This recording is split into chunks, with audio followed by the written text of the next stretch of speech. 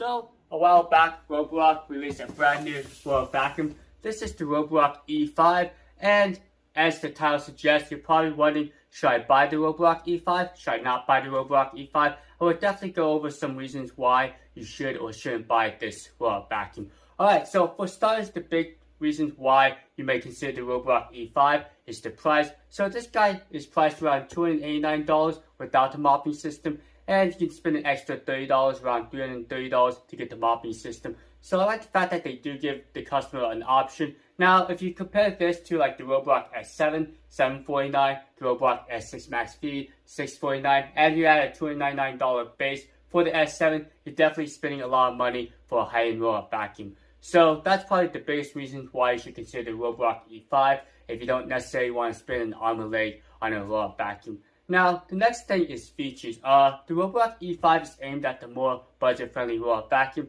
and to keep the price down, they had to forego the ladder navigation. You may notice on the box that the E5 has a very smooth bottom. There's actually no dome, or I call it the humpy domey thingy. That's basically where the ladder navigation house. So basically, you're not going to get the room select, you're not going to get the virtual boundaries, the area select, but the E5 has a couple things to kind of work its way around that. But we'll definitely disclose that in the video. We'll talk about that. Okay, so overall, the first impressions is it's a very nice box. I'm glad that the E5 has a colorful box now, not just a plain cardboard box. That's something I complained about on the E4. And just from the top here, we have the Opt-I navigation. We also have a mag-based remote, and you can also use Android or iPhone to control this robot vacuum. So we'll definitely take a look at the remote. That's something new and exclusive to the E5. We also have 2500 pascals, and we also have the 180 milliliter mopping system, which is included in the box. Okay, so let's go ahead and spin the box around here, and you can see some additional features here. So we have a 640 milliliter dustbin. That's larger than these particular models. I believe this guy's like 480 milliliters. This guy's 460 milliliters. So definitely larger. You also have voice assistant support. So yes, you can use the Amazon voice assistant or the Google voice assistant to start the robot vacuum and to stop the robot vacuum. And there's some additional things that this robot vacuum can do. With the Opt-I navigation, you do have a systematic cleaning pattern. So this robot vacuum is not random. It actually will go around your house in a more of a systematic pattern like these guys does. Okay, so let's go and get this guy opened up. We'll check out what's included in the Roborock E5. I'll also demonstrate some cleaning challenges, maybe a navigation challenge, and we'll see if this robot vacuum is right for you. This is a pretty nice presentation. So this is basically the mopping plate. So what the robot vacuum does is it actually sits on this, and since this thing uses a gravity-fed mopping system, so the water will continue to flow unless it runs out of water. It's nice to have this little base. I like to call it the hat. You probably could use the hat, but I don't recommend it. Or you can just use it as a frisbee. Let's see if it flies. So yes, it flew 1,000,000 feet, so that was pretty amazing. Alright, so next we have the mopping system. Like I said, this is a gravity-fed system. We'll just go and open this guy up. So it's a pretty nice mopping pad. It's very similar to the other Roborock mopping pads, so I'm pretty sure you can swap it out with the S7 or the S6 Max V, and it is washable and it just slides off here. So, like I said, gravity-fed mopping system, you do have the option to physically switch between low water and high water. Also, these are little droplets, or they call it the capillary action filters. Basically, it just draws the waters through these. So if you ever have it clogged, Roborock does provide extras, which is a nice plus. Okay, so here's the instruction manual. It's a pretty nice manual. I felt like Roborock did take the time to basically give you a nice manual, and kind of gives you the features, how to install the app, do a QR code. You can set the water flow on the mopping system, tells you how to set up the mopping system. So it's pretty nice, very thorough instructions. Also, Roborock does provide a digital manual through the app. Okay. So in this little box, you do have additional accessories called the mag-based remote, which is pretty cool because on the back of this remote, you actually have a magnetic back, which allows you to stick to fridges. You can stick it to any magnetic surface. So it does have the directional control right here. You got the play pause. Looks like we got spot clean, the power level up to 2500 pascals, and we can tell the robot vacuum to dock, which you can do on the robot itself. And they do include some nice AAA batteries, so that's always a nice plus that the robot vacuum comes with these. Okay, so let's go and get this out of here. There's nothing else Alright, so here's the look at the robot. It's very nice. So let's look at the docking station here.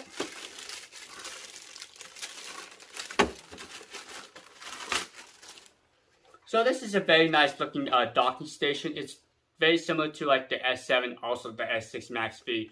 Now, one thing to note is I did do the review of the Roborock S6 and it had a larger docking station, and the only difference was you're allowed to wrap the cable around, but with these smaller docking stations, unfortunately you cannot do that, but it has some pretty good anti-slip feed, so the docking station won't be moving around if the vacuum occasionally bumps into it.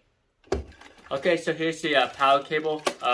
So I like the fact that they do give you a nice little, what do you call this, cable tie or tie wrap. So yes, you could figure out the length and wrap up the cable. So I guess that's an alternative solution.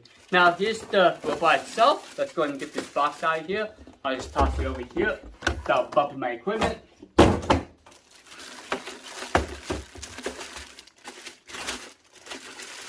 Let's see, what's the best way to open this guy up? There you go.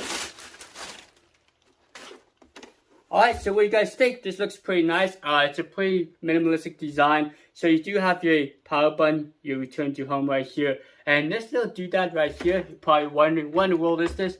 This is actually called an archon sensor. What this allows it to do is get 360-degree range for it to find a docking station. This is very important for a robot vacuum that doesn't have LiDAR, because as the robot vacuum is passing its docking station, if the dock is kind of in the back, it allows it to see that and effectively kind of turn and go to the docking station. Without this sensor on a gyro-based robot vacuum, would have to bump into a wall, kind of search for a docking station. But with this archon sensor, you're able to see 360 degrees. So that's really cool that Roborock added this. iRobot's been doing this for a very long time, and I really like this sensor. Okay, let's go now and get the wrap off of here. Pretty nice. Doesn't sound too bad. Now let's take a look at the inside the robot. So this is the large 640 milliliter dustbin. And one thing I noticed is you actually cannot open up the back like other robot vacuums like the S7. Let me show you an example here. So for like the S7, you can actually open up the front here. The reason why I like this, it allows a nice large opening to empty out the contents. Also, you can take a stick vacuum and kind of suction out the contents.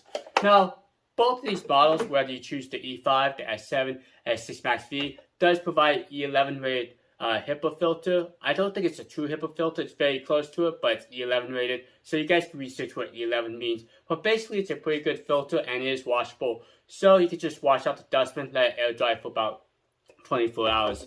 Now, one thing I noticed is there's no little tool. Usually there's like a little clean tool that sits right here that's absent from this model, which is kind of a downside. Okay, let's go and just take a quick look around here and remove this plastic. That one sounded a lot better. Alright, so on the front here you do have a suite of infrared sensors. What this does is once it gets close to an object, it will actually slow it down. And you do have a physical bump sensor. This is something you see on basically all the vacuums here. And if the infrared sensors don't pick it up, it will physically bump into the object and move to a different direction. Alright, so if we kind of rotate the robot here, you do have an exhaust fan, and usually they put a speaker next to the exhaust fan as well. And there's nothing on the side of the robot. So it looks like this guy doesn't have a dedicated wall sensor, but we'll see how well it does along the edges. Alright, let's go and get this guy flipped over. So here's a look at the robot itself. So it's very similar to like the Roborock S7, S6 Max V, or any other Roborock model. You do got the single side brush. I do like the fact they added the silicone design. Some people like the brush design, but I found like the silicone design works pretty well. You got 4 cliff sensors, you got the front wheel caster, and you got the charging contacts. Now, one thing to know is I don't see any carpet boot sensor. I think they use the resistance of the extractor bar, or they use the infrared to detect carpets. But you do have the Opti-Eye navigation system. This helps keep track of if the robot vacuum is moving or not. This is something that iRobot did with like the low-end models, like the i5. Is that the model? I believe it's called the i5. Correct me if I'm wrong. But yes, they had an optical sensor to tell if the robot vacuum is moving. Okay. So you do have some nice adjustable wheels here. Allows to get over 2 centimeters of threshold or 0.8 inches. And here's a look at the extractor bar. So this is the older style extractor bar. One thing to note is you cannot remove the ends. And you may note the bristles here, they're not as dense as like the newer end, but luckily you can actually swap out the S6 Max V or any other newer end extractor bar in this guy and it should work fine. But that's just one thing to note with this particular model. Okay, so that's basically everything you need to know about the Roborock E5 and its physical design. Let's go ahead and get this guy charged up and we'll see how it works in the real world. Hold on one second. Okay, so I got the robot in an ideal location. Roborock recommends having 1.6 by 1.6 feet from either side of the docking station and about 4.9 feet in front of the docking station to allow sufficient room for the robot vacuum to maneuver. Now, when I first get the robot vacuum charged up, I do just put it on the docking station here, and I do allow it to sit on its docking station for about 2 hours so it's fully charged. Now you can see that the robot vacuum's already booted up. So one thing I like to do is go into the Wi-Fi pairing mode, which you hold down the power button and also the return to home for about 3 seconds.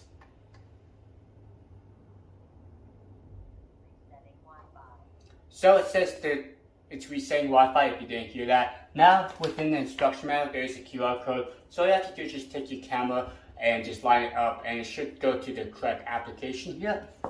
So for this example we are using the Mi Home app, but later on you can use the Roborock app. But I don't think it was working at the time of filming, so I think Roborock will update that. So yes, I did confirm that it's in Wi-Fi pairing mode and it should be scanning for the device. So make sure that your smartphone is on the Wi-Fi network, only supports the 2.4 gigahertz. Okay, once we got the password, we just click next, and now we'll just connect to the device. So what I recommend is allowing this to pair up, just walk away for a few minutes. You may have to software update, so I recommend not messing with your smartphone or anything. Okay, so while we wait, I'm going to talk about a couple things I noticed. One thing is the robot vacuum does have a spot function directly on the robot, which is you hold down the return to home button for about 3 seconds, does into spot cleaning mode. Also, if you hold down the power button for 3 seconds, it turns off the robot, and it's just momentarily press the power button. If the robot's on, it will go into a cleaning mode. So that's just some unique features that you can do directly on the robot. It looks like we're all paired up here. And we're ready to go. So we're at 40% battery life. I'm going to go ahead and get this charged up, and we'll also update the software.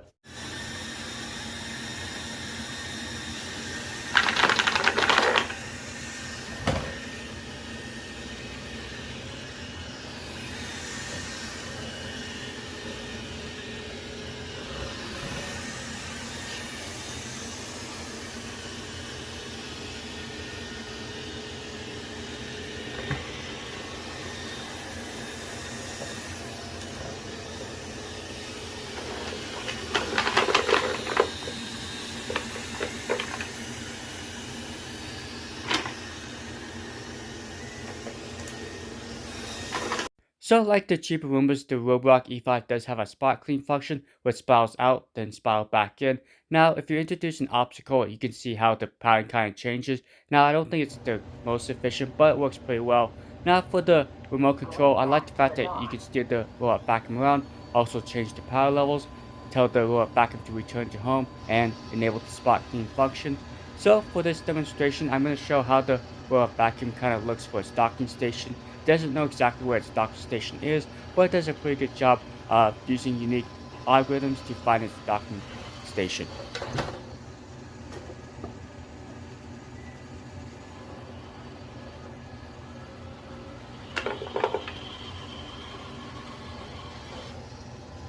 Okay, so let's go ahead and speed up the footage so you can see how the vacuum finds its docking station despite not knowing exactly where it's at. Now, if you like this video, please give me a thumbs up. It really does help with the algorithms and allows me to bring these cool vacuums to light. Now, thanks so much Roborock for sending me out this unit, and thanks you guys for watching this video. You guys are awesome. Okay, let me show you some additional features.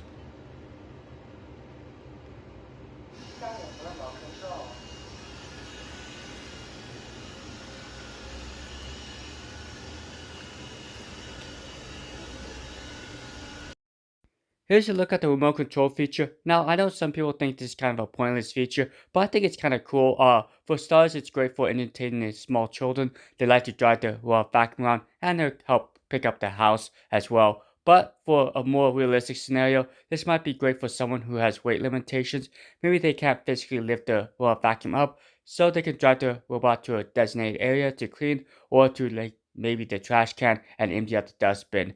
Now, one thing to note is the robot vacuum does have infrared sensors that will detect an object in front of it, so you can't physically steer the robot vacuum into the object. Also, if you have like stairs, you can't tell the robot vacuum to go down the stairs. So I like that there's some great safety measures. As you can see, there's 3 buttons. There's the forward button, the left and right to steer the robot vacuum. You can't tell the robot vacuum to go backwards. And you can see I'm struggling. You do have line of sight, so make sure the robot vacuum is in direct line of the remote control. Okay, so one interesting thing is the robot vacuum does remember its path back to the docking station, so that's kind of cool. It's actually smarter than I thought. Okay, let's just see how well the robot vacuum cleans. Now, this is a very similar design to like the original Roborock S5. Uses the older bristle style extractor bar, but has stronger suction around 2500 pascal. So I suspect that the Roborock E5 should be fine with most of these types of materials, from nuts to cereal to small dust particles. Now, one thing to note is it does work with magnetic strips. I'm using the iLife magnetic strips here, and I think you can buy some on like eBay or Amazon for pretty cheap. I kind of wish Roborock did include some. Would be a nice little enhancement in the purchase. But you can see this is one way you can keep the robot vacuum in a certain area or out of a certain area. Okay, let's go ahead and take a look at the application here. So it uses the Mi Home app. I did try to use Roborock's app, but for some reason I wasn't able to get to pair. But I'm pretty sure Roborock will fix that. Now you can change the power levels right here and just press the clean button to start a clean job. And the robot vacuum will create a new map each time. As you can see, all you get is an animation. You don't actually get a live map preview. You do have to see that in the history, which I'll show you later on in this video. But it's a pretty basic app. It works well, and I don't have any problems with it. So this is really designed for the budget-friendly consumer or for someone who doesn't want a lot of bells and whistles. I think the Roborock E5 should be sufficient. So one thing that surprised me is the E5 did incorporate the chair legs in the beginning. Usually with these gyro-based robot vacuums, they actually just continue with the back and forth clean pound, then they finish up with the perimeter sweep. But you can see that the Roborock E5 is trying to incorporate obstacles, which is nice. Actually, this is very similar to what the ladder-based robot vacuums do.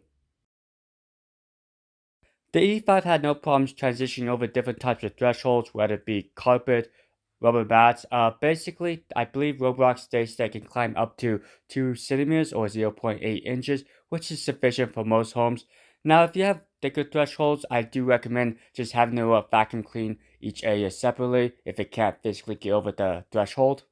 Or you could try to create a little ramp. I know some people do that. Now, what's great about a gyro-based robot vacuum is if you physically move it to a new area, all it does is just creates a new map. It's not going to get corrupted, whereas sometimes if you do that with a ladder-based robot vacuum, that may cause some issues unless you don't properly set it up. So this is why I recommend gyro-based robot vacuums for someone who's not familiar with how to map out the robot vacuum or just wants an easy use, press and play, get the job done type robot vacuum.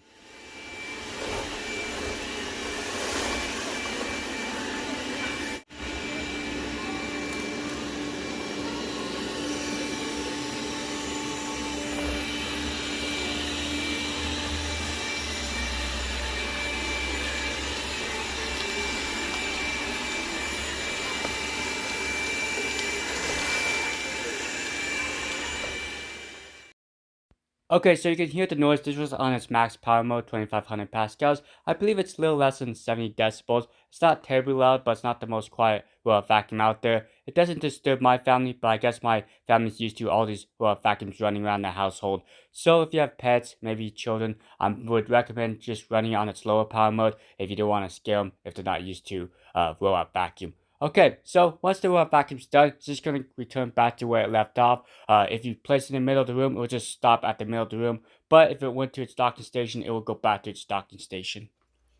Okay, so let's go ahead and wrap up this video. I'll give you my final thoughts on the Roborock E5. And what I'm talking about, I'm going to show you the Mi Home app. Now, one thing I like about the Mi Home app is I can add additional devices from different companies. For example, I had to move a Z500 pair up. But you can also pair up like air purifiers, smart lights, smart bulbs from Xiaomi, or other devices that work with the Mi Home app. So I have everything in one spot. Okay, so Roborock really wanted to make the E5 an easy-to-use, budget-friendly robot vacuum, and it really shows in the application. I'm not complaining. I like this layout here. I think it's sensible. It works well for most users, especially for someone that's not tech-savvy. They just want something that works and it's not overly complicated. I know some apps have like an app. They have a bunch of settings on the side, but I think it gets kind of convoluted. Okay, so from the Roborock E5, you do have the ability to see the time it took to do its cleaning job, the area. Also, you can see the remaining battery life, which is nice. That's all you really need. Also, down below is the quick toggles. You got dock, you tell it to go back home. You can tell it to clean. And lastly, this little tornado represents the power levels. So yes, it's sensible to be able to change the vacuum levels and just to start the vacuum directly from this screen. Okay, so let's talk about the power levels. One thing to note is during my testing, I felt like balance was the best just because on hardwood floors, you don't necessarily need a lot of suction. And if you enable carpet boost, which this robot vacuum has, it actually boosts up the suction on carpets, which really is a nice touch. Okay, so the little moon icon represents silent, and basically, if you enable that, you can achieve up to 200 minutes. This is great for like if you're mopping or if you're trying to run a vacuum at night. It is really quiet, so I like this feature a lot. Okay, let's just jump into the settings here.